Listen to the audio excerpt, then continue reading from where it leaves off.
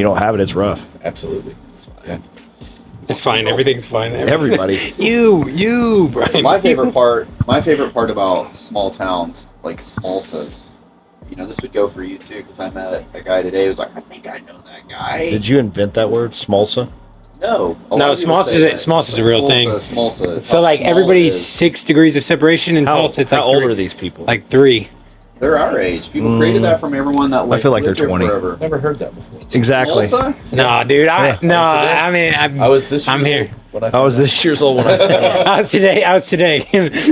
No, Smolsa is a thing, dude. It makes sense. Smolsa is a thing. My point to that is what I was about to say to Kellen is it's James Redmond. I don't know if you know James. He's part of our equity group. I know his Great guy. dad. I know Tim. Different guy. See how we're getting younger? Like he keeps hanging out with 20, 30-year-olds. James, are you sure he's Gov's really good friend? I've met Met him. him? Okay. I've talked a lot more with his dad. That was the point. He was like, oh, the guy with the beard, doesn't he help really hardcore dudes? And I was like, do you think that because he has a beard and he looks big and strong? And he was like, yeah. And I go, no, that's not all he does. I'll take it. But that's small. Yeah, so bro. everyone thinks they know somebody else because of someone else's opinion. So my point to him was there are people that think I'm really mean. I'm like, who? Well, it's also just everybody in Tulsa is like 3 or 4 degrees of separation. Yeah. Like, this person who knows this person who's best friends with this person. Well, all my pictures are straight faced, because I don't want to Olin Mills every picture. And they're like, he looks mean. Like, no, it was straight face pictures. I think you look constipated, but that's a different topic.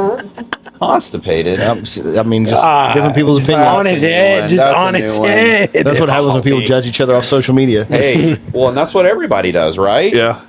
Everybody does that. Who doesn't do that, Thad? I didn't say anything. In our world, everybody judges people in on our social world media. today, whether we're talking sales, we're talking online dating, we're talking any concept, people look at a picture or they hear one conversation or one comment and almost every amount of their opinion of someone is just kind of calculated through this weird algorithm in our brains, and then all of a sudden you help tough guys out. I'm like, he helps tough guys. And because Bryan knows this, he wore skinny jeans to the prison last time we ministered. Hey, they loved it. We didn't love it. We're like, really? That's what you chose to show your ankles while we're at the prison? I didn't get patted down. Oh, he was with us, so it's a we. No pat down for me. They could already tell. Because everything, everything was on display. AirPods, car keys. And it's cold in here. Yeah. So pants aren't super full. Well, I lined up the jeans for you. Hey, speaking of, that is the nicest of all of us by a country mile. Like, it's not a competition, but if it was, you'd be way over here and Bryan would be way down here, who's genuine and nice.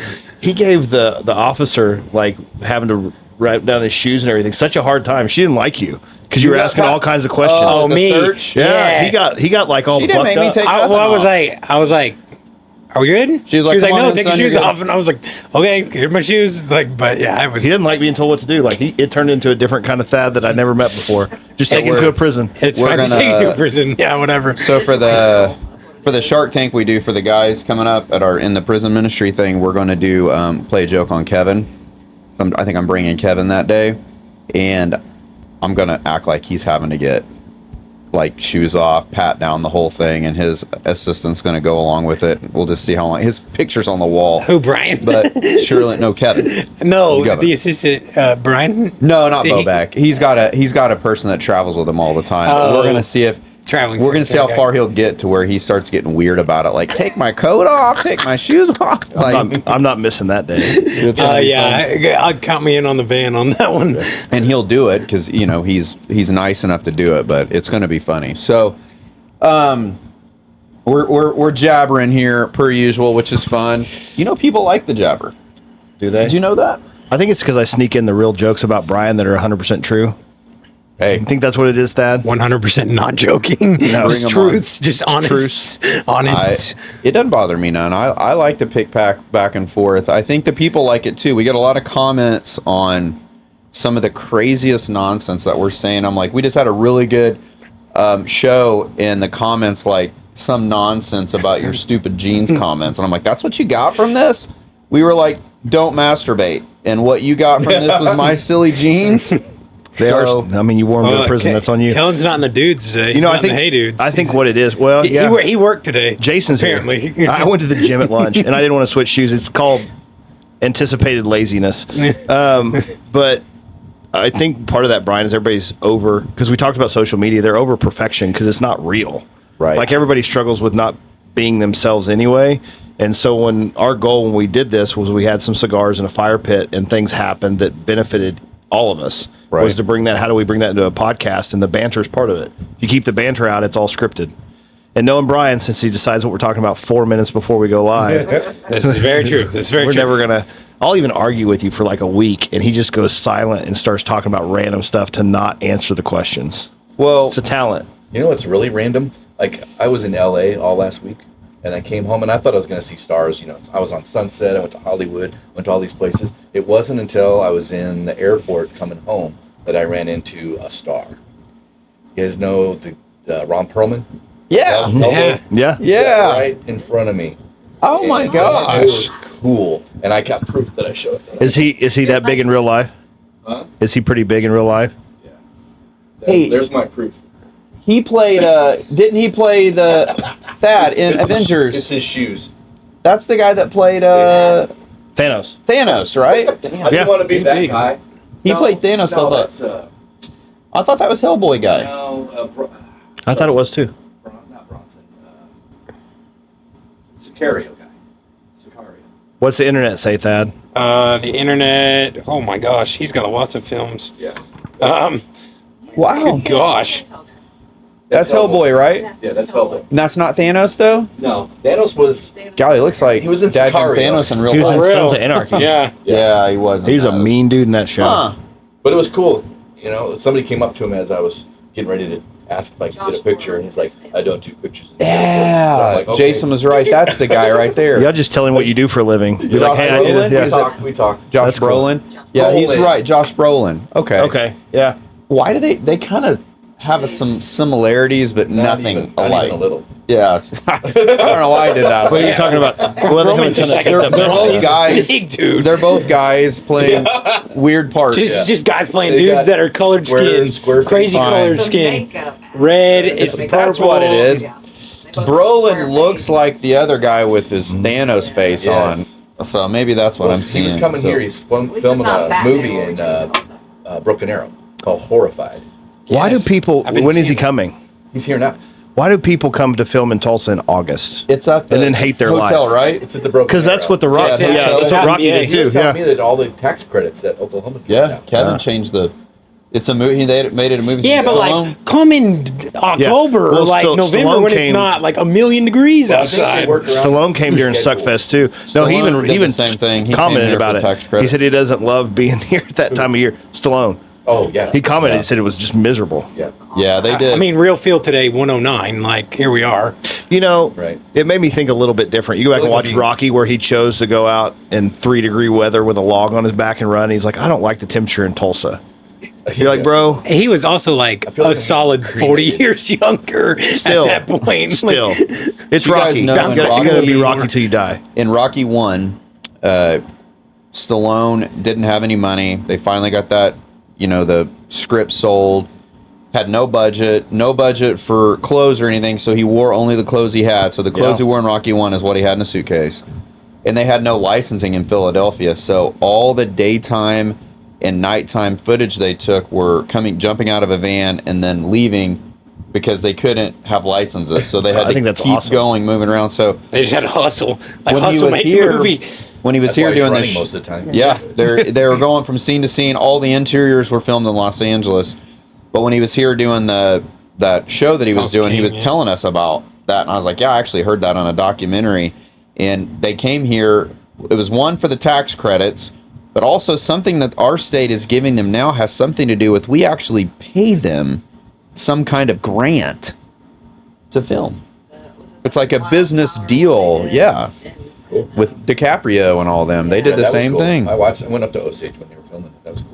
That was a I great like movie. this Did you see that movie? It's on Apple TV right now. Killers of the Killers of the Flower Flower Moon. Moon. Go to the flower moon. Yeah. Based on some Native American. It's like based off history. real stuff. Like right before like the FBI like took off. a That's very huge crazy for the state. concept. There's not a lot of stuff going on in Oklahoma Yeah. I mean, the Thunder's the biggest thing ever now. Well, and then clearly. Well, but World I mean, champs. used to and nothing against female basketball, but it was female basketball. Like the biggest thing happening in our city was the WNBA game. Yeah. And it got half turnout. Now we have a. Can I make a weird comment about the WNBA? Sure. I mean, you're ready. Dun, dun, You're dun. ready to get canceled right now. Are you You're gonna ready. Are you going to make a So, logical comment about them not making any money? Hey, Right? But it's like, yes, it's Yeah. fine though. yeah, They're You don't- wearing you shirts don't- the other day saying "Pay us what we're worth." Can you imagine being a part of a company that's never turned a profit ever? If you pay them what they're worth, they would be Be paid. negative. Yeah, I don't. It's fine. I have no problem with it. That's what happens with bad marketing. They I could will have said say something else that would have made a lot of over the sense, last and they like 4 chose a very years, poor phrase. the Yeah. WNBA has gone from kind of here to like here in viewership. Like, Well, and- but That doesn't still equate hasn't to still money. hasn't turned a profit. Hey, Only this because will- Caitlin's Exactly. whipping Right. asses. This will be a lot more interesting once we she's get a Jason monster. involved. But She's a hey, beast. this will be a good transition. Jason just said the word victim. Like, here's the deal too. If you want people on your side, quit being a victim. Quit being so daggum selfish. And all of their messaging, and the NBA did part of it too. With some of their stuff it's all about me and what I should get. Nobody's got your back when you talk about that. If you're not about something bigger than you, the general public's kind of just going to squash you. Yeah, I agree with that. I don't like it when it's almost like a rain fest of crying about do this and do that. And it's funny because the NBA has made so many rules about like just being okay with everything. They're going to be okay with everything. We're going to be so diverse. I don't know. Being diverse doesn't mean accepting everything, right? I mean, we can be inclusive and be open to everyone's thoughts and opinions while not agreeing with everything. Well, I think, no, you can agree with everything. You just need a shirt that says that I don't have an opinion. Like I'm a doormat. Like I'm gray. Yeah, I'm gray. I'm all gray. Yeah, I'm all gray. Yeah. No, that's why we just need shirts to say free hugs, bro. Because then you Well, don't have to have opinion. You just First got of all, hugs, bro. before we go hard, condolences, Ryan Sandberg, Yeah. the best Oh, second yeah. baseman ever. I hate the Cubs. Cubs, but probably the best second baseman ever. Yep. One of the only ones to ever win the world MVP. So, yes. I would say That's weird best for a second of all. baseman too. Yeah, of all time, yes. Well, that's huge on the Cubs. I mean, this means a lot to him. He's over there holding tears back. I It's promise all right. you. Is that why you're Right. not wearing black? No, I wore my Cub shirt because He Ryan slept in Timber. that. Yes, he slept in that. He'll wear it tomorrow. I'm fine with it. It's I had gonna barely go- slept because my kids decided to be sick. You're male. That's one of the other things in this whole great debate. You don't need to shower or wash that shirt for at least 4 days.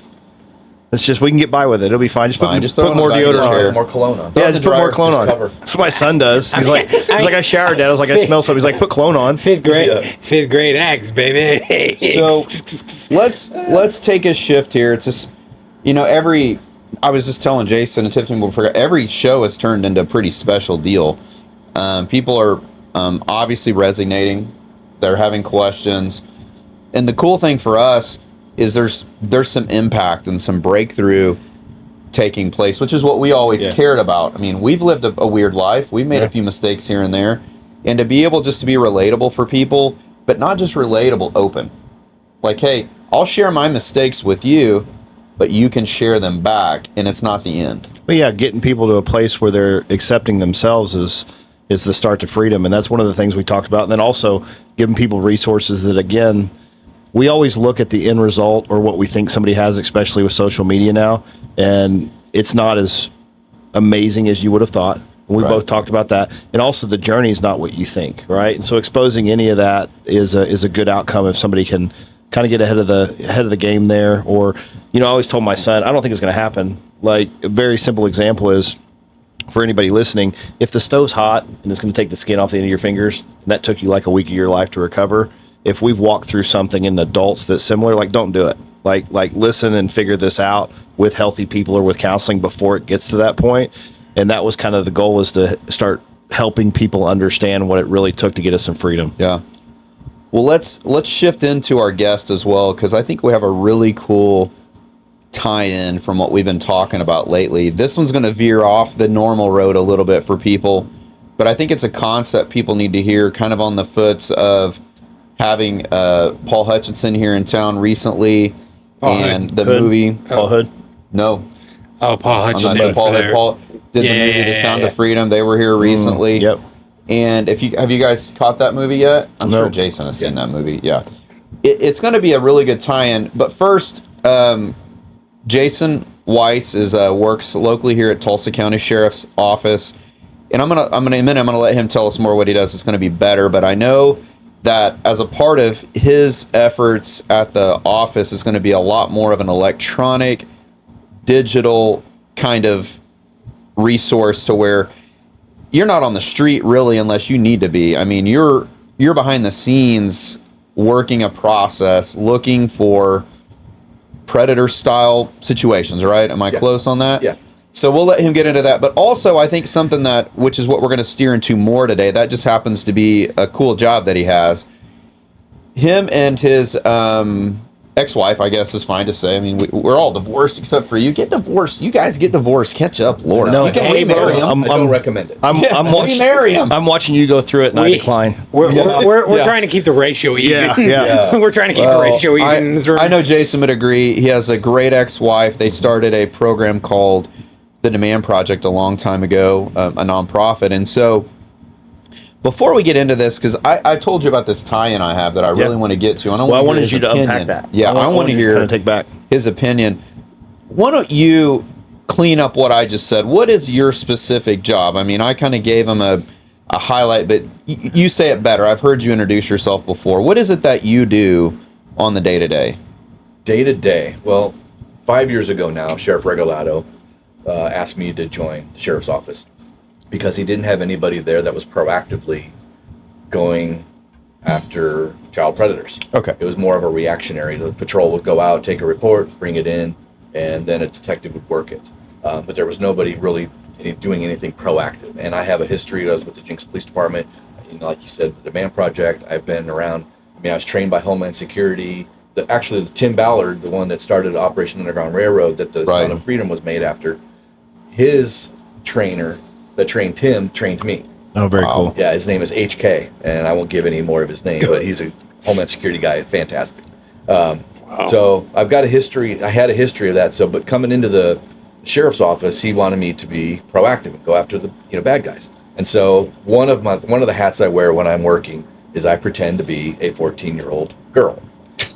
Yeah, which is, it used to be way easier because I had a daughter that was younger, and so I would just, whatever she was into, I was into. Yeah. It's getting a little bit more difficult now, and honestly, I don't have a lot of time to do that as much anymore because on the other side of what I do is state law or federal law mandates Snapchat, Facebook, any of these big, large platforms. They have to report any type of child sexual abuse material on their platform. And so once somebody does let's say Snapchat flags an account that gets shut down, they take that account and they send it to the National Center for Missing and Exploited Children, where they have people on scene and that will triage it basically. Right. They'll go through and find out what the IP address was. They'll kind of try and narrow down the jurisdiction. And then once they narrow down jurisdiction and it's in Oklahoma, then OSBI gets it. Then they do some more triage, and then they send out the cyber tips. So I will get a cyber tip. I've been working a lot of KIK cases right now, KIK. And so I'll start with a screen name, or I'll start with an IP address or a phone number, and then that's when my investigation starts. So IP addresses, I usually got to do subpoenas to whoever the provider is, whether it's Cox or Verizon or AT&T, and then I get subscriber information, so at least I have a place. It might not always be the same that person, but it's at least a place to start. Yeah. And then I start diving into like the residents, like looking at who this person is, find them on Facebook, and start, then once I get closer and closer, then I start doing surveillance. And then, once we for sure have our target, then I'll put together an ops plan, a warrant for the house. And then at 6 o'clock, 7 o'clock in the morning, we do a knock and talk. And usually it's very unpleasant for the individual that has to go through it, but I'll pull them out. My team will go in and look for devices while I interview the bad guys. And 99% of the time it's interesting. The people that are involved with child pornography, they know that we're coming eventually. And it's really strange. It's a weird phenomenon versus going after the bad guys that are just chatting with, but that are chatting with kids versus the guys that are doing the child pornography, because they know that when they're caught, life is over because cooked. They're cooked. Yeah, they know that something's, that the jail's not going to treat them good. So what's interesting when I've had actual demons in the car with me. Yeah, like I interviewed a guy one time and he looked at me and goes, "I've been waiting for you," and then snapped back out of it and then started talking again. Yeah. The next day he took a shotgun and blew his head off. Yeah, you know that's got to be. I mean, the way we believe, that's a spirit every time. I can't even imagine it not being. Earmark this too. And but when I get them in to talk to them, before I forget my thought, is I'll get them in there, and when they get a chance to actually talk about what they've done, their whole countenance changes. They feel like almost looks like they're lighter and more. I was going to ask that. Like, there's sometimes they have now some they're freedom. not living in this darkness and this oppression. People, when they're in sin, whether it's drinking or pornography or whatever, they live in a shame-filled bubble, and sometimes depending on what that sin is, it could be really oppressive. But if you're like, these guys are masturbating to child pornography. Right. Like, I've got a case right now where there's a guy raping a baby on a changing table, and people are masturbating to that. Otherwise, he wouldn't make that content. It's got to be selling. And so when I get them and I can talk to them and they confess, it's like they've got a whole new host of challenges because they're going to go to jail and whatever. But man, once they can release that, it's weird to see. You're touching something here. See, we're not talking about just a crime. So much of the world thinks what we're talking about right now is a crime. It's spiritual warfare. This is spiritual warfare. What I wanted you to earmark, and something that I want to get an opinion on once we kind of dig in a little bit more. It's all wrong, all porn. We talk about porn a lot on here at Thad. You're over there Googling porn all the time, not the porn, but you know what I mean? Concepts and resources around it. Yeah, I was like, What's dang, trending? dude. Like, What in the world is going on to where, again, it's all wrong, but we got to say this stuff, to where actual porn, normal porn that would be attractive to grown dudes, that's available, and you're shifting there. I don't understand that. That's the spiritual warfare for me that I think about. When he says he sees a demon, you and I believe that 100%. Well, that's what's hard, and I won't go way into this, but when we talk about get canceled, there's things that we can't talk to most anybody about. So Bryan and I were on a street in Brazil, and we don't... The first house? Yeah, well, the lady in between and the first house. And people are like, no way. So first of all, we're in a part of the Amazon where there's not a road. Second of all, there's a big festival that pays for the city's finances all year long. And we're where people can't get food, and the husbands either don't exist with 5 or 6 kids or they're out drinking. Yeah. And so we're in there, and the first woman, Bryan got a word and said, no, your husband abuses you. She started crying. In between the first and the second house, there was a woman that, man, she bore the weight for all this stuff, seemed really tough, and I asked her what she wanted prayer for. In the middle of this festival, her daughter disappeared. Somebody took her and probably sacrificed her. Then the 5th or 6th house that we're in, there's 5 kids, and I've got a picture. They're barely getting by, so we've connected the church to them. But this woman's selling her kids by the hour to men for sex to pay for food for the rest of the family, or they all die. That happens in the U.S. Yeah, and that's what... I was going to say, I'd like to go here. That. Well, and if anybody's listening, your stomach may turn, but we can't talk about it here because people literally don't have the capacity for the hard things anymore. Oh, like, I understand. Do you agree with that? Oh, yeah. Like, I have never been to trial on a child pornography case because if the defense attorney or the judge or somebody that's on the bad guy's side sees those images, like, I've had judges shut down their whole court for the day just because of seeing a snippet of a video that somebody had. And they can't handle it. They can't handle it. Yeah. And so the reason a lot of these cases don't go to jury trials is because they're going to show those videos, those photos to the jury. And you are right. That's some things, once you see it, you definitely wish you never had seen that. And we talk about the hardest things, and you brought up spiritual warfare. Well, both in Brazil, we've talked to people, and we've said bye to things that weren't human looking back at us. And everybody's like, well, you can clearly tell by the eye socket and the change in the voice. And what Jason said was really important. When there's some freedom, you're talking to a whole different person, and it's not bipolar, and it's very consistent. I went to San Francisco, and I went to the absolute hardest parts of that city at night. Drug dealers, cartel. So I was at a heroin tent. And then 100 yards away, I know this won't surprise you, there's the Mexican cartel selling fentanyl-laced heroin, and people dying all over the place, and encountered a lot of things that were not of the person I was talking to, right? And Brian, you ask how things escalate there. When we talk about spiritual warfare, there's doors. And so there's sin, there's unforgiveness, there's doors that are open that allow this thing we call the enemy to rule and reign and apart and grow. And he hates purity. He hates us, but he hates purity. And if I can get to a child, I'm still in all their purity at an early age. Well, think about a couple of weeks ago, guys, when we started talking about masturbation and everyone was like, oh my gosh, it's so weird. And then the wife was like, well, I'm okay with it if he looks at my pictures. And you and I kind of perked up because we know that's not even real life. I mean, if that was real life in a perfect world and a man could only think about his wife, good for him, and have pictures, okay, maybe we're talking about something different. But what you're getting at too is why you and I, especially this late in our life, go hard against masturbation, because we're not perfect. I mean, Thad masturbates. We know that. Young guy, got plenty. Kidding, Thad. We're all guilty. I just have to laugh at this point because it just comes. We're all guilty. What we were trying to tell that married couple is, hey, we're not today. It's not. We're not saying you're going to hell for this. We're saying this is a door. It's a door. Well, that's what. So my wife and I had this conversation yesterday because there's a marriage falling apart right now, and she's counseling somebody because the husband's masturbating. Well, couple counseling sets, and it has nothing to do with masturbation. And I think that in every area, there's the dysfunction of humanity. We're going to get muted by TikTok. I'm just letting you know. I don't care about TikTok. It's freaking demonic too. So Thad over here, we're talking, right? And let's say Thad's masturbating, and everybody's like, "You got to quit masturbating." All about that. But we're talking about the actual, the actionable things, the things that we can see, and we're being judgmental. The judgment leads to shame. That leads to shackles from human. But it keeps me in this thing that doesn't give me freedom, because what actually may be happening is comfort. I mean, there was literally a pastor that would masturbate and went and got some heavy duty counseling. You know, he'd only masturbate after funerals.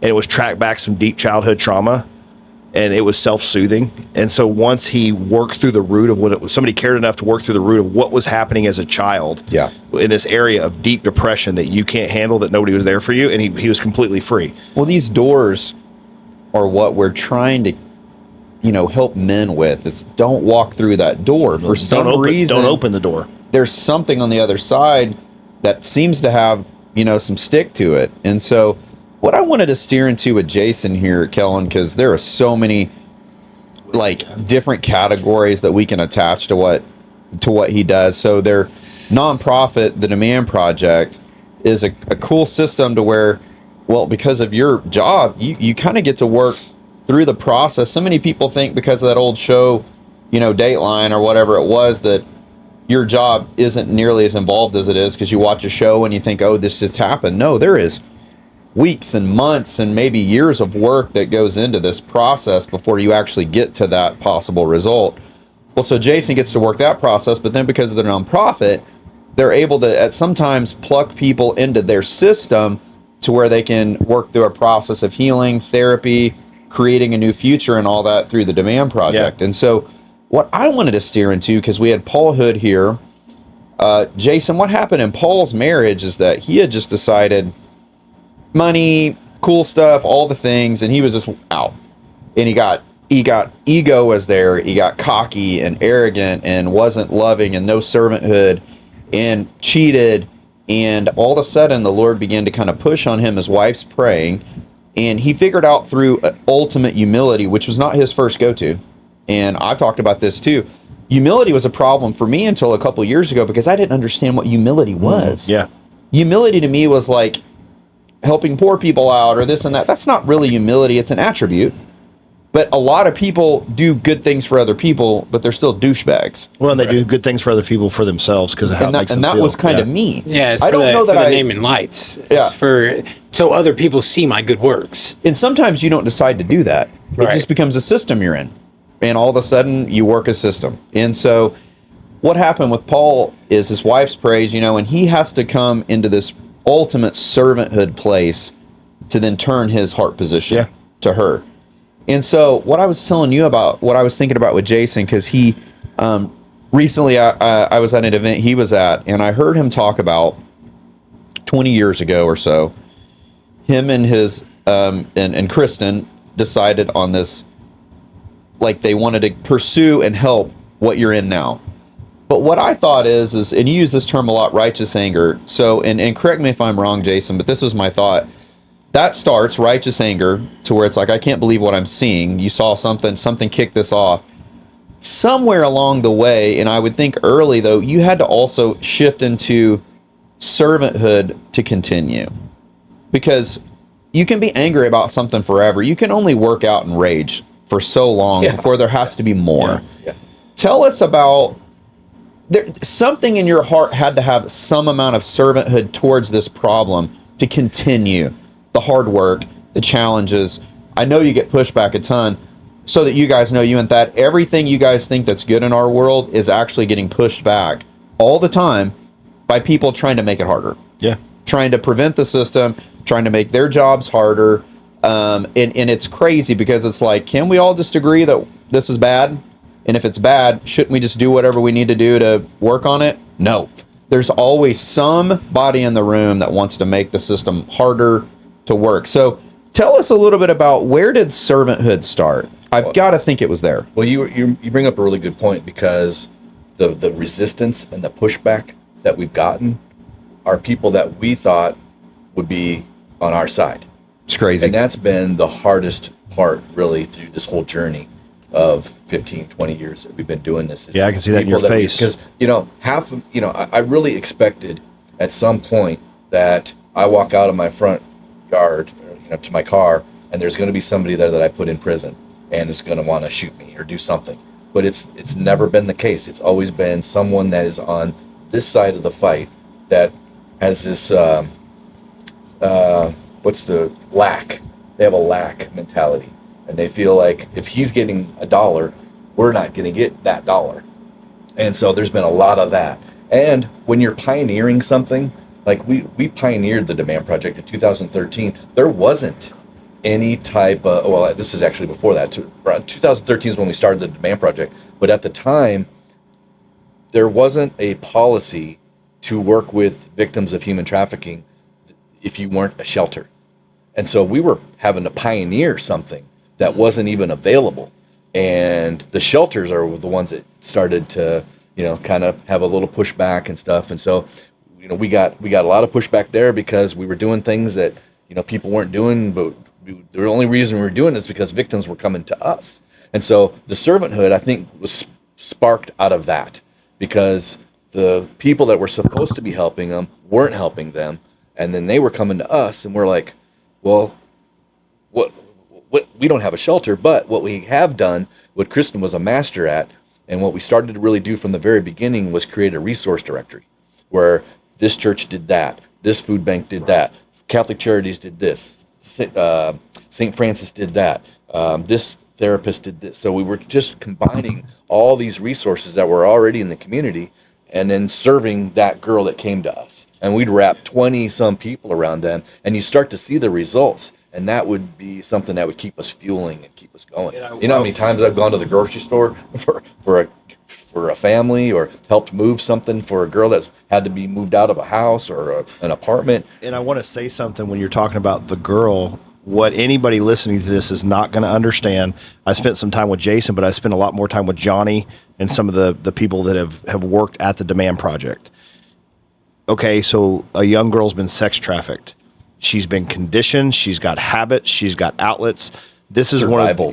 one of they're in survival mode. This is one of the hardest individuals to help. And you have to have a service heart. Can you explain just a little bit about the mindset and what this does to them and how hard that is? Oh, you wouldn't. Yeah. A lot of times you feel, I think people that just now start to get into this, or they have a heart for this, they think you rescue that girl and they're going to be so loving and thankful and grateful, which it's almost the opposite. Yeah. Because they don't know, they've been betrayed by the people that sometimes they love the most or trust the most. And then the system has really screwed them over, from law enforcement to social services to the public defenders or the lawyers. Somebody along the line has jaded them. And you talk about conditioning, you're right. They're conditioned to not trust. They're not, and the person that's providing everything for them but using them is embedded in their mindset that I'm the only one that cares for you. I'm the only one that can provide your needs, and you're your things that you need to survive. So anybody else, you can't trust them. And what we didn't even realize too was there's a lot of addiction that comes from these girls, like sexual addiction that you would have thought there's no way that they've been raped, 10, 20, 30 times a day. We even had a kid out there that was, she lost her virginity to dogs. And you're like, how do you even mess with that? And so it's a whole different mindset. They are in survival mode. And so, some of them are they're self-cutting. They're doing all kinds of stuff. So it takes a literal army around each kid. And so when you talk about serving them, Bryan, like Jason, they deal with these girls up to the point that they run away and go back into the addiction and put themselves on the street, and they've still loving them through it. So this is something that, and I don't think a lot of people understand the amount of effort, heartache, and energy that they're putting into this to continue to go. Well, and I think about, I sit in a room and we have to deal with conversations that work in the same field as Jason does. And a lot of people can only do it for so many years due to the images you have to look at to write reports. And so my next question for you, Jason, and I know this because you're going to have more of a spiritual spin on this, to where in this room that I'm sitting in a few times a year, if I could just look at them and say, hey, there is an answer to this, and turn it spiritual, we could find freedom. Yeah. Because of mistakes I've made in the past, just being not the best human or husband or this or that in the world. I think about there was spiritual answers the whole way, but instead we just go numb. And the system doesn't have, there's no answer. I mean, even for law enforcement, you think about JC and FFR, the whole reason why we put a lot of effort in there is because fireman drags dead bodies out of house, gets a day off. Officer shoots someone, gets a couple of days off. There's no real trauma help. I mean, the resources are lacking. And so when I think about what Jason has to see, and he touched it a while ago, as the dog thing, or the images, the videos, what's been the answer for you, Jason? And this is probably a family effort, but you've got to deal with the craziest stuff in the world. How do you get up tomorrow and do normal? How? I mean, what's the thing that keeps you from just losing it? Because even hearing the stories, I hear Tiffany over there, she's supposed to be quiet, and Jason says something and it's just reactive. You're like, you can't. How do you do it? I'll be honest, I still struggle with that. Okay. There's after my daughter was killed 3 years ago, there was about an 8-month period I drank a lot. Right. I had to numb myself, and I was still doing my job, but my 18-year-old daughter killed instantly in a car accident. Yeah. And so how I do it every day, for now anyway, how I do it to honor her, I do it to honor my daughter, and there's a difference between a calling and a passion. Right. I feel, me and Kristen both, at the same time in Colorado, we were called to do this. And so I think it gives you an extra layer of grace, of patience and perseverance through all of this, because you're right. I mean, normally people in my position, they'll cycle out every 5 years or so. I mean, I've had investigators that work murders look over my shoulder and look at a video or something. Like, show me what you're working on. I'll show them something. They're like, never mind. I'll go right back to the murder. But I feel, because it's my calling, and because I see the results, and because of honoring my daughter, and now I'm kind of reliving a part of my life too, because my wife now has a 5-year-old, a 9-year-old, and a 12-year-old. So I feel like back in the saddle. I'm helping them too. Right. I'm helping protect them. Because I tell parents all the time, especially on the side where the guys are chatting or doing things online to kids, it's not a matter of if, it's a matter of when that a bad guy will reach out to your kid. It doesn't matter the platform. It could be Discord, it could be Snapchat, it could be Instagram, Facebook, any of them. There is going to come a time where a bad guy reaches out to your kid. And if you're not prepared for that, and you don't talk to them about it, the bad guy will. That's what I appreciate too when he talks about a calling. You talk to Jason. We have our men in our men's ministry. We've talked about him coming out and talking, but he does a lot of educational talks. And so it's not just the time online. It's not just the Man Project. He's educating the community around. No. Right. This is how they operate. This is how they groom. This is what parents need to think. This is how they do it. Oh yeah, And I'll even show actual screenshots from conversations that I've had, not just transcribed, the actual screenshots, so you can see the hello, all the way to I love you, and let's meet for sex, and everything in between. The emojis, the gaslighting, the love bombing, all the things that these guys will do. Well, something this year at the gala that I thought was cool, you and I walked through together, was this, you know what I'm talking about. You guys did the experience this time, and I thought, you know how hard it is to talk about this to people for they can understand it. That experience was cool because you could just see how it happens. It's almost like, you remember the nightmare that Guts did for a while? Yeah, I got kicked out of that, but go ahead. Ooh. What are you kicking you out for? It's a whole nother episode. They think you were like, the rabbit trail they thought Kellen walks in his normal life looking like he's supposed to be in the freaking nightmare. So that's probably why I got kicked out. They may have thought I had a demon, but I got kicked out of there, You would play a great bad guy in a movie. Don't you think? Not bad guy like Jason's talking about. Like bad guy. Like cerebral. Just the guy, the bank robber. Like a Lex Luthor type. Yeah. I kind of feel like Brian's saying that because I have a beard. You're It's the one beard that's meaning based. It's all beard based. I'm the kindest person on the face of the planet. You're gonna get into character. Kicked out of the nightmare. You're gonna get into character. Yeah. I Did you fight them in the nightmare? I may have choked somebody. Okay. See, They may have deserved it. Did you touch him? One of the characters? I wouldn't say touch, maybe strangle. The rat guy? Yeah. Everybody hates the rat guy. He was making a girl about pee herself, and I asked him to stop nicely twice, and then he stopped. Man, they did that for years. He completely stopped what he was doing. Dude, rat guy's horrible. Dad, did you ever go? Were you even old enough to go? Yes. Dude, rat guy was a trip. That's why I don't like. That's what I didn't like my 20s. So I've seen Jason do at schools. I've seen a few of the presentations when he talks about showing the text messages. So where I would lean into now is you've got kids now again. I mean, you had kids, but now you're kind of going backwards a little bit, stepdad vibes, and you're almost back into talking to kids that are experiencing or could experience in some form the things you're battling all the time. Yeah. I'm there too. You're there too. Our boys play VR together, and we've got all the settings, we got all the things, but you know what we can't do is know that person that says they're someone we don't know. Yeah, I control the friend groups. And so even through that, I mean, I've looked at that, Kellen. The only solution is no chat. Well, and that's where I would turn it over to Jason so I've got an 11-year-old boy. I mean, if we're going to get into like, what does this look like from a professional's standpoint?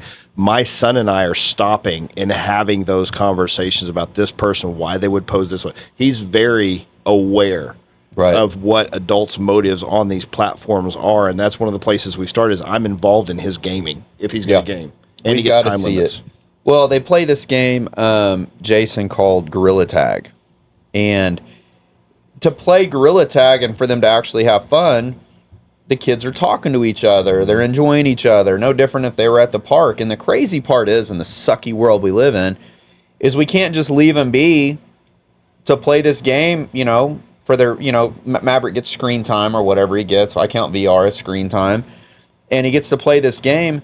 But I feel like I'm having to hover over him the whole time and ask him, okay, who was that? What's that? Or I'll hear him he'll say stupid things like, well, it's not stupid. It's like what I've told him to say is, hey, what's your name? How old are you? And it's like, why are we doing that? And I said, well, the reason why we're doing that, Maverick, is because sometimes people are so in their system, in their head, that they might just answer your question.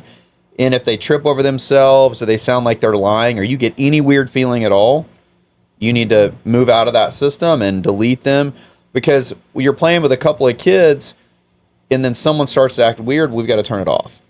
And what we're trying to explain to parents is it takes a lot of work. It's not just let them go. Just like a cell phone. You can't just let them go. We're looking at these cell phones all the time. We're looking at the apps. I put X Block on Legend's phone. I was talking to you about that the other day, and he was like, what's that? Well, the cool thing is I got to tell him because he's 16 now. So one of his gifts was, "Give me your phone. We're going to download XBlock." What's that? Do you have it? Yep.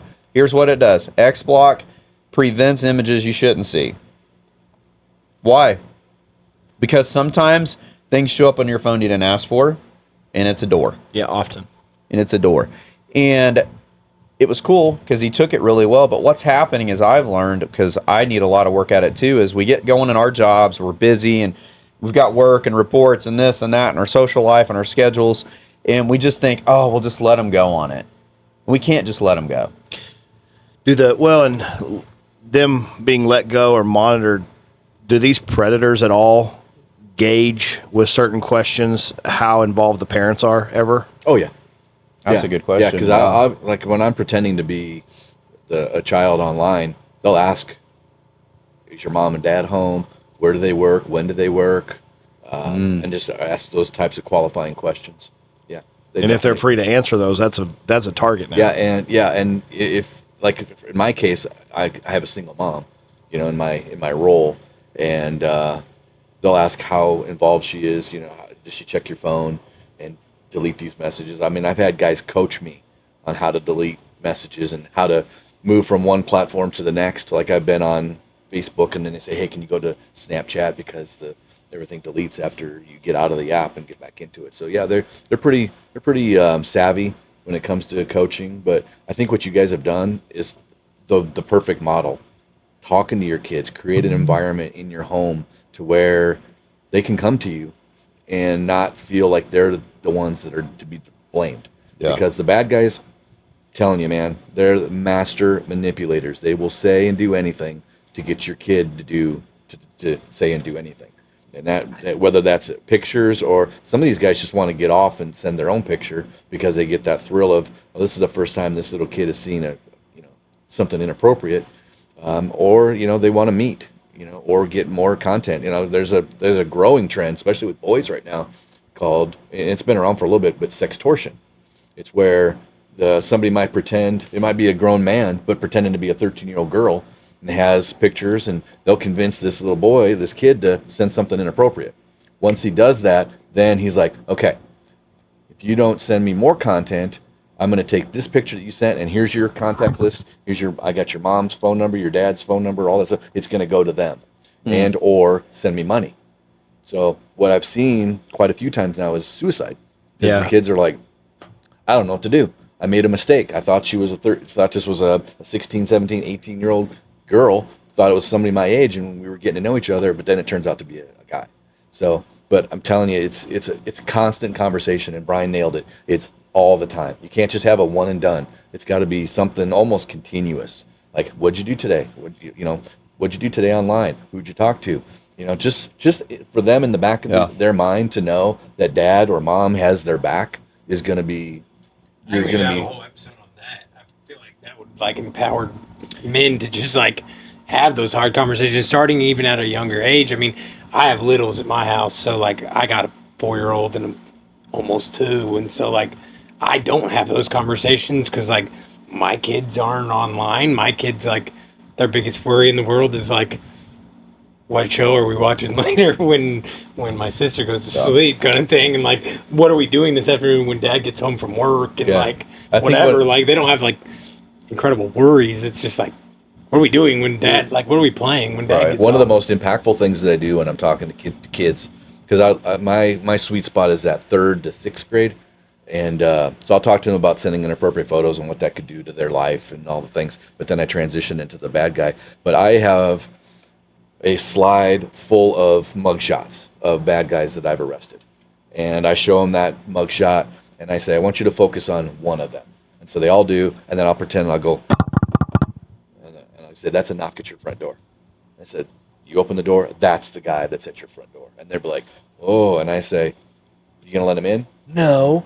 You going to let him into your bedroom? No. You going to let him into your bathroom? No. I said, well, when you have one of these, or you're on your Switch, or on your whatever, and you're talking to people that you don't know, those are the type of people that you could be talking to. Right. And so you bring that reality of, it's not going to be just a cute girl or a cute boy. It could be that guy. Yeah, you connect them with the real thing. That's good. Well, something I've been telling the single dads lately, because, I hear from a lot of them just being in that situation is don't let them do any of this privately. No. You know, the VR is out in the kitchen, dining lobby area, like where you've been. We don't do phones and iPads in bedrooms. Mm-hmm. You know, Maverick can play in the living room, and that's the only play he gets. You know, he gets to play on the iPad because it's a lot easier for him to see or hear something weird and just immediately come to me and be like, "What? Hey, what's this? This felt weird." If he's in his room, I just feel like he can get a little more immune to that accountability. He's not even aware he needs yet at 10. We're all in the living room. My son just asked me too. I've got an extra computer, and you can do some stuff on a Minecraft game on a computer that you can't do on like a PlayStation, right, or a Switch, right? And I said, cool. As soon as we set it up in the living room, as soon as I put this stuff on, well, why? And I reiterate, he's like, oh, I knew that. But one of the things too, Bryan, that I'm doing with Cade, and we've talked about this. Because Mav's getting that age, is I start getting on like YouTube where they put inappropriate, like the whole TikTok thing. I'll make fun of TikTok really quick and they can screw off. Is they won't like these words that we're saying, but then on the back end of it, masturbate. Well, but on the back end of it, they're going to flood it with pornographic stuff as long as they can tell I'm a male to try to get involved. It's just. We're probably attacking ourselves here. I'm like. As soon as I get on my Facebook later, loaded dating apps, I'm like, 100%. Kellen. Yeah, they don't. But that's this is your fault, dude. Well, I'm in the tech industry, so what I can teach my son is to start thinking like me. Big tech, you are a commodity, just like a pharmacy. They want you on the next thing, and they're going to do enough to cover their tracks. We're like, oh, you might be talking about child stuff. We blocked that. Hey, look, world, we're so good we blocked that while we flood it with all this stuff. It's smoke and mirrors, but my son and I talk about, hey, we pause it and go, why are they showing this ad? Why are we doing this? Because he's going to be away from me too. And Jason, that's where I'm trying to cover with him right now. I know in the house we have things covered, but he leaves and all of his friends that don't have the same parents have devices. How do we think? And so he's learning to start shutting those things down. I love that. Yeah, that's how my son was. Yeah. You know, because we had our rules and our guidelines and our boundaries at our house. And then when he went somewhere else, you don't know what you're going to get. And so we always talk about leadership and doing the right thing even when nobody's looking, and he would do that, So I'm grateful for that. One other little I want to touch on a minute before we wrap up too is thinking so many people when they start thinking about sex trafficking and inappropriate this and that and the other, we think of girls. Yeah, it's like a girls industry. Well, no, it's a lot of boys. It's not. There's so many young boys that have been wrapped into this system because of the doors. I mean, it's what I was saying earlier. It's all jacked up, but it's at least kind of when you think of jacked up, it would be predictable to think, okay, man to woman. But now we're not dealing with just that anymore, not just that problem. Now we've got man to boy, woman to boy, all kinds of different things. And so this thing now has turned into everybody's involved. Yeah. And so I guess, Jason, when I start to think of everybody's involved, how in the world, I would have never even thought of this question until I watched that movie have you guys seen Sound of Freedom yet? I don't want to ruin it for you. No. I would encourage it. Heard about it through the office. It's manageable to watch. It's not going to give you bad dreams. They did a pretty good, they made that movie mainstream enough to where people can watch it and get the point without it being so hardcore that people just couldn't go to sleep at night. They definitely get the point across, though. But in this movie, really one of the targets is a little boy. And it's mind-boggling to me to think that could happen. So, Jason, when you get a case and you open the file up, it's either paper or digital, what's the first thing that goes through your mind on a new case? I mean, you don't know who it's going to be. You don't know the age, sex, or anything like that. After 20 some odd or more years of fighting this battle, what is the first thought? What's going through your head? Because you have a bad morning, you're late to work, or your wife got after you that morning, whatever thing like that happens to us, but then you still got to go to work and start to do some of the most serious work there is. For me, when I first get a case, that's when the watch, the stopwatch starts. That's when I know, okay, this guy's been doing this activity, and if I don't get him soon, it's going to continue. And so really for me, it's all business. Okay. I try to keep my emotions out of it. I've had enough emotions with this, from seeing infants raped to death, babies raped to death, like literally to death, to where they didn't have a breath left in them after the person was done to them. So I've gotten past all those emotions for the most part to know where it's business.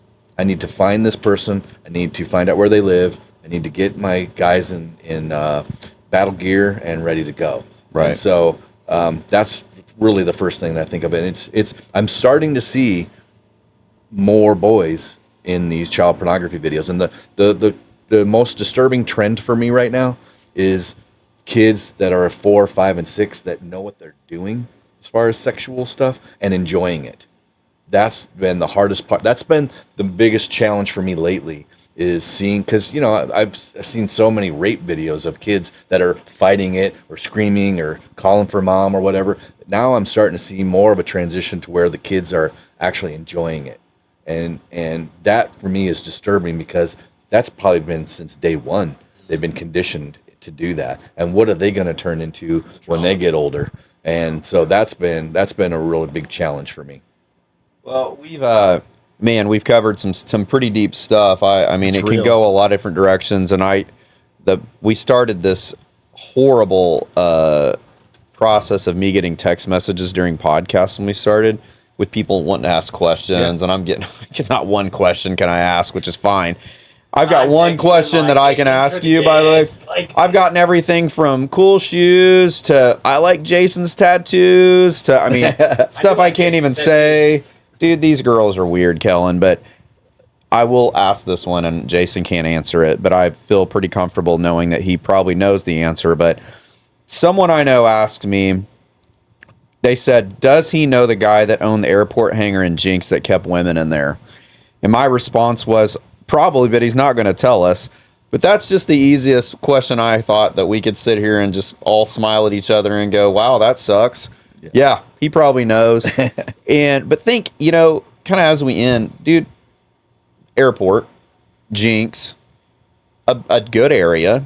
When you think of, we're not at a massage parlor at 31st and whatever. We're not at some weird place. We're just at right in smack dab in a decent neighborhood by a golf course with normal people, right? That's what you would think. You'd think. We did some ministry, and I think that's what happens when you get in the mud with people.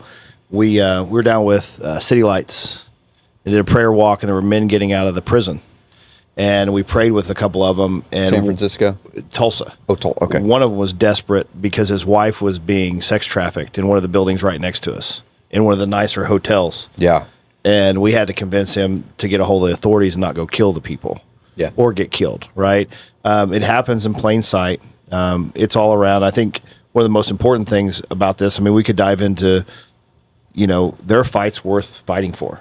Yeah. If God's given you a vision, you have a vision for a reason. Stick with it, because it matters, not for you, for other people. But I think one of the other things is one of the most important things you can do is be mindful and pay attention to your family and educate them on how they use technology and where they go, right, and that there are actually dangerous people out there. I say the last part, Bryan, and this isn't any fun to talk about. I've probably walked with about 10,000 guys. Maybe not real close, but about 10,000 guys. But a ton of guys in their 20s that finally told me, a ton of them finally said that they were raped at a certain age. Mm-hmm. Yeah. And they're boys. We're hearing it, yeah. Well, just like Jason said, I want to go back. It seems odd, right? But what you don't realize, if something's happened to you on a minuscule level, it's just as deep, or a very violent physical level. If anything's happened to you and you're not telling somebody safe, you're harboring something in a door that should not be opened. And if you expose it to the light and somebody's safe, you are going to get a level of freedom and the start to freedom that you really need. Right. And so if somebody's listening and you've never found somebody safe, we go back to Safe People, the episode, to expose some of this to, you really, for yourself and your gifts and talents and what you still have to offer the world and the freedom you deserve, you have to tell somebody, because you're harboring something you shouldn't be harboring. Yeah, trauma needs a witness. It does. That's good. Trauma needs a witness, and you need people that can walk with you through that. Well, and we've even made... if you haven't personally been through that, right? I feel like if you can still give some wisdom and some pointers and some guidance into helping yourself. Well, and you can be, like you said, you can be the witness. You don't absolutely have to relate. It's nice for somebody to kind of understand where you're coming from. That's an added bonus, but exposing it and quit harboring it deep down in here is a great first step to freedom. Yeah. Well, and some of the men we walk through, Kellen, too, like Jason said, we may not have some expert answer, but what we've learned to understand is that God's in control. All these things have to happen that go on in our lives. Some of them we can't explain. I've got plenty of things where I'm like, I don't know. I just know God had that in his hand, and I just sat back and let him do it, because if I believe that he's real, if we believe that he's real, if he's going to heal that guy in the cigar room, if he's going to heal that blind lady, if he's going to heal men right in front of us, why can't he control the situations going on around us? The hardest point we got, so Bryan, myself, and a interpreter that's also an evangelist named M, we love her to death. We got on a bus and bawled for like 2 hours. I don't know how heavy you felt when we got off that day. But you know what? Somebody's like, when you hear the story, you look at us like, how are you okay? Or you look to Jason like, how are you okay? Resource and the church got connected to that entire street that wasn't there before we walked it. And so it was well worth it. We just had to have that, because it was already, like Jason said, it was a great question, Bryan. You get the case. This is already happening. And so how do I bring resource in God into that? Yeah. I've got to get into it. Well, they've got to know. We started talking about spiritual warfare earlier. People have got to know, when you kind of stick your finger in the devil's face a little bit on a couple of things, he's going to attack you. Oh, well, he's going to attack you. 100%. It all started, it's really important that you say that, because if you've got a calling and you know it's big, especially in this realm, you're going to be attacked. Yeah. We actually, when people get hired at the Band Project, we tell them, expect the attacks.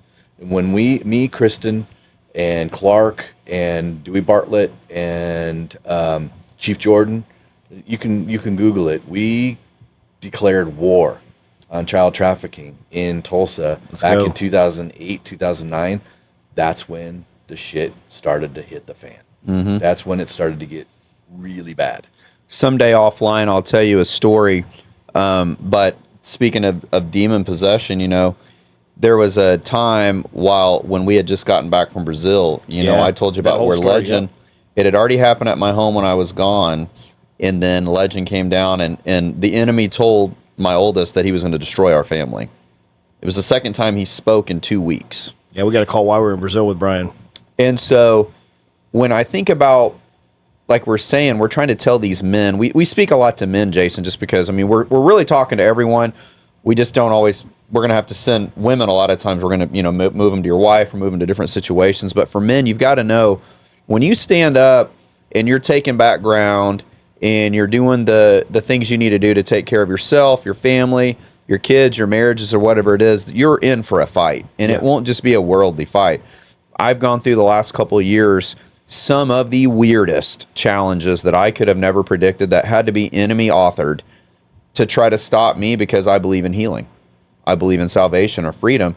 And that dude wants to come at me with the most odd challenges. And I've had to sit there and go, God's going to take care of this somehow, because he's got to do it. He's got to do it. I can't do it. And so, men, we want you to understand that, like Kellen said, if you're dealing with something, if you've had something happen to you, come to us. We'll start with prayer. And then what we're going to do is we're going to pivot you to resource. We're going to try to get you into counseling, therapy. We got many options of people that we can give you information on. I prefer, and I think Kellen also would prefer, a faith-based counseling system. We want them to be someone that's done the work, right? Someone that's got the education and the things, because we don't discount what the world has done in the way of figuring out how to treat trauma. But it's got to be spiritual too. Yeah, and I'll just be honest, like, you're operating without any power if it's not faith-based, because you're keeping everything in the mind, but you're dealing with a soul and a heart problem. Right. We talk about open doors, and if anybody's ever been tormented, they will look at you with they don't have to have a belief in God and say, there's something there, because this isn't just in my mind. Well, and clearly the world has no idea how to treat mental health. We're smack dab in the middle of making almost no progress. We've got to put some spiritual battle in there, because that's what this is. Yep. You got nothing else to lose. Why not open up a little bit to it? All right, so to the person asking about the hanger, Jason knows, and he's not going to tell us. So sorry, sorry. I don't know. Google it. Maybe it's there somewhere. Kudos to asking. At least you asked your question. Hey, none of the rest of them can be asked. Take a shot. Yeah. None of the rest of them can be asked. So thank you, Jason, for doing this today. I mean, I feel heavy just even kind of getting into this. I can't imagine working this system every single day and having to get up even on bad days. I'm so blessed on a bad day. I just want to surf eBay and drink Celsius. And our law enforcement, our guys that are doing these jobs, it's like we talked about Jason White before. He's on the way to a date night. Phone rings. He's got to drop off his date and head to the thing, just like you. So the servanthood, the amount of sacrifice that you guys make is unbelievable. Thank you is never enough, but we appreciate it so much. It's unbelievable, the job that you guys do. And in the climate we live in, having police officers as friends and you two, thinking about what you guys go through, it just really makes me mad. I get so sick of the pushback. You guys do the job that no one else wants to do. It drives me crazy. We can go on a rant on that all day. So you got any last comments before you want to pray us out for Jason, or do you got any No, really, that's where I was at is if anything with what we covered, take this stuff seriously. Yeah. Like quit living in your comfort that you're offered here in your home and disconnect from your kids. But also if something's happened, expose it. There's some power there. And then, I want to pray over Jason, but also if you pray over Jason, pray over the homicide detectives in our city, pray over the men and the women that are doing these things that are heart-wrenching every day to make our city a safer place, because they really are giving more than just their physical effort to this. I agree, 100%. So anything from you, Thad? And I would add, and this took a lot of muster and a lot of humility and a lot of prayer. But man, pray for the bad guys. Pray for the guys that are doing this, because they got some darkness, and I couldn't fathom living with that type of demonic activity going on in my head. And another thing too is find purpose. As men, we need to find purpose, because every time I sit across the seat from a guy that I've arrested or investigated, very few of them have any purpose when they wake up. They are into anime, or they're in their mom's basement. They are smoking pot all the time, or they're doing some sort of drugs, and they can't keep a job. I mean, these men need to have a purpose, because men with no purpose become very dangerous. And I sit across from them on numerous accounts, and they're mostly cowards. Like they'll talk a game, but when I sit them down and I start talking to them, they start crying like little babies. And sometimes it's a genuine cry of like, I'm still a little boy. And right. Nobody told me that I'm going to be okay, or everything's going to be okay, or let's go fishing, or let's do something. There's men out there that need to know that there's alternatives to porn. There's alternatives to the drugs, because it's a door. Like the pornography. How does somebody stumble upon child pornography? They don't. They got sick and tired of the normal porn, and it just kind of escalated and went to there. But man, it's just like drugs. Like you start taking something, and then you have to have a better high and a richer high, and you go deeper and you go deeper. You'll never be satisfied. And it's the same thing. It's the same thing with porn. It's like they got tired of the normal stuff, so they had to go hardcore, more. It's crazy that we call it. I mean, the normal stuff. It's crazy that we call it that, but that's what it is. You're right, and it's not a victimless crime either. Just because it's on a screen doesn't mean that's not a victim. What you're doing is fueling the demand. Yeah. You know how many people, you said that, and I hate, one more, you said victim. Do you know how many people exist that look at porn situations or these massage parlor situations and think that it's just prostitution? Which sucks to say that, but prostitution at its base level might mean a person got up and said, I don't want a normal job. I'm okay having consensual sex for money. Horrible, but that's the original problem. That's where we stay, what we think it is, yeah. Yeah. That, when we get to a place where we're at, where we go, we wish we were dealing with that problem again, because now we're just sitting down and I'm going to talk to a young female about, hey, there's more. We're not dealing with that, really. That's not even a thing anymore. Most of the porn you watch, someone is a slave. Yeah, that's why you see they don't own their self anymore. They've been bringing a lot of awareness to a lot of these female quote unquote porn stars are committing suicide at crazy levels. They're not free anymore. It's not the 70s or even 80s to where this person makes porn she does this job and lives in her own house somewhere and has her own car. No, they're property. They are owned by somebody, and that's just not regular prostitution anymore, which sucks. But it would be a way moderately easier problem to deal with than what we're dealing with now. So when Jason says victim and we're praying for people, this whole thing is an act of war by the enemy on our society and all on our head, our minds, and our hearts. And it thrives in secrecy. That's where you guys and what you guys do, walking along with these men, it thrives in secrecy. And so the more you can get people talking about it and exposing it and bringing that trauma a witness, I think, we may not be able to save all of them. It's the old starfish story. You're not going to be able to solve everybody's problem, but it matters to the one. Well, the cool thing about your purpose on this, though, Jason, is if you ever solved one more deal for the rest of your life, you saved a person, right? I like that part of the purpose, because a lot of times in life, we're not really making real progress, and they think, oh, we can't win this battle. Maybe not.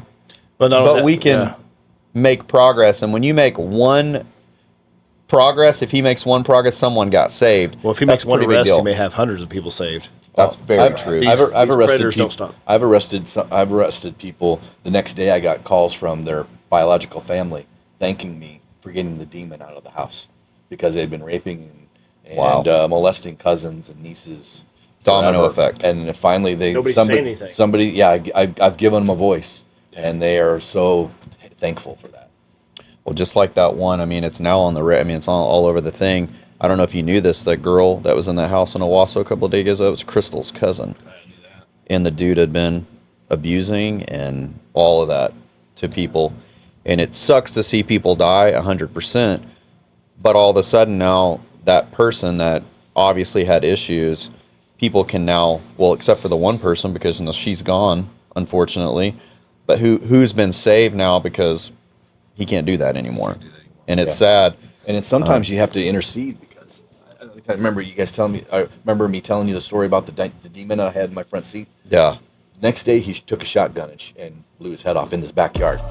That same day, his grandma called me and said, "You can take my son off your investigation because he killed himself. And by the way, can I have the shotgun back?" It was the same shotgun my son used to shoot himself for the same thing. Golly. Yeah, and so soul ties, the things that need to be broken off that. We talked about soul ties 2 weeks ago. Well, but that's what blew me away. It was like the grandma called, because the kid lived with grandma, was involved with viewing and distributing child pornography, blew himself up. She called me the next day wanting that same gun that her son used to do the same thing. She wanted that gun. It's crazy. Yeah. Well, Kellen. Man, sorry to leave on such a... No, hey, it's real. This is what we committed to. Every time when we started this, we kind of said we're going to talk about things nobody wants to, and it's been freedom though for people. There's been a lot of freedom, and I pray that someone can have some conversation with us about after this episode. So, you got a prayer stored up? Yeah, I'm gonna pray. Okay. Yeah, Heavenly Father, I just thank you for the opportunity, Lord, to bring light into dark places.